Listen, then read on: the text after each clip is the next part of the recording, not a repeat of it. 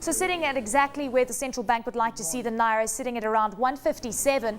And we've actually seen quite a bit of effort to ensure that the Naira is stable. Yes, the Naira opened this year at around 160 levels, but over time we've seen it appreciate by over 2 Naira. We're now at about 158 levels. Basically by yesterday we're at 157.90. So it's quite in line with what the central bank is trying to achieve. They want to achieve stability in the Naira. And even where we're going to see appreciation or depreciation, they don't want it to be very volatile.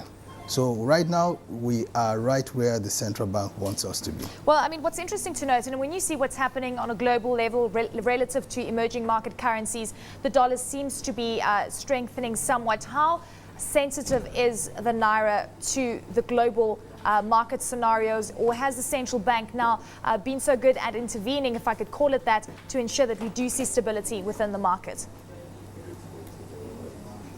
Well, Naira, the USD NGN market is not that responsive to global trends. You know, more or less it's more of a managed currency, and so we tend to see everything hovering around the CBN benchmark levels. Recently, we've seen quite a lot of inflow from foreign investors into the treasury bills market and FGM bond market, and that has helped to appreciate the Naira to the current levels. Well, as offshore funds do show interest, given the fact that we've seen yields sitting at double digits in most cases and a very prudent macroeconomic environment that is playing out in Nigeria, is this money hot money, or would you say that it is in there for the long term? No, it's not necessarily, it's not hot money per se, but we do see a lot of interest in the short end of the curve, basically because right now the levels are quite attractive. For a 91-day T-bill, you're getting about 14% discount rate, and for a 1-year T-bill, it's close to 16%, about 15.55 at the last auction. So these levels are quite attractive, even when you consider that inflation for February posted at 12.6, up from 10.3 a month before. The levels are deemed quite attractive, and I believe it's not really hot money, it's here to stay. Yeah. Well, I mean, is there expectation that inflation is going to come through at a more acceptable level going forward? I know the central bank has been very vehement about getting inflation back to single-digit scenario. Well, it would take some time because, first of all, this fuel subsidy was removed in January this year. And we still expect to see some push-ups from the removal over time. And also there is the likelihood that there might be a full removal of the subsidy later on in the year.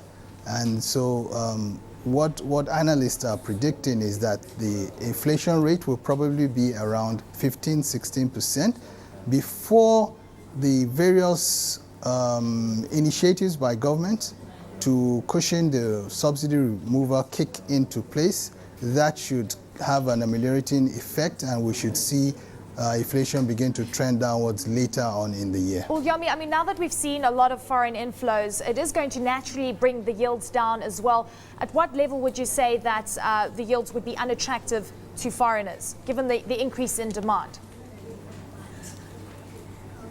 Well, definitely, once it drops below inflation levels, I'm sure it will be unattractive. Right now, a lot of them are considering the fact that the Naira is appreciating, and they foresee that it will probably be stable, if not even appreciating further going down the year. But once it drops below inflation levels, it will cease to be attractive. When you look at the demand-supply scenario that is playing out when it comes to the local currency, it seems that the gap is starting to shrink, so there's no real room for speculators. Is this also one of the reasons that we've actually seen a very stable Naira, and how is the central bank going to continue to manage this? Well, from the beginning, from late last year, the central bank has stopped releasing figures on the demand situation at the weekly auctions. And what they just do right now is to release figures on amount offered and amount sold, and they tend to be more or less the same. So it does remove a lot of room for speculation because you're not really sure about what the current levels of demand are. I think that the central bank will continue to use this going forward, and it seems to have had some good effect, and probably going forward we would see less speculation in that area. Well, Yomi, what's also interesting is that the central bank will come out with an initial number saying that however many million is on offer to be sold, and then always sells less than what it initially announces to the market. Is this a positive development in your mind? Well, positive in the sense that it seems to have the effect of removing that that speculative tendency, where when you see the demand at the auction far outstripping supply, you get a lot of market players trying to take positions because they believe that imminently there's going to be depreciation. Right now you don't have the figures, you don't have the numbers, and it would actually be very, very risky to speculate.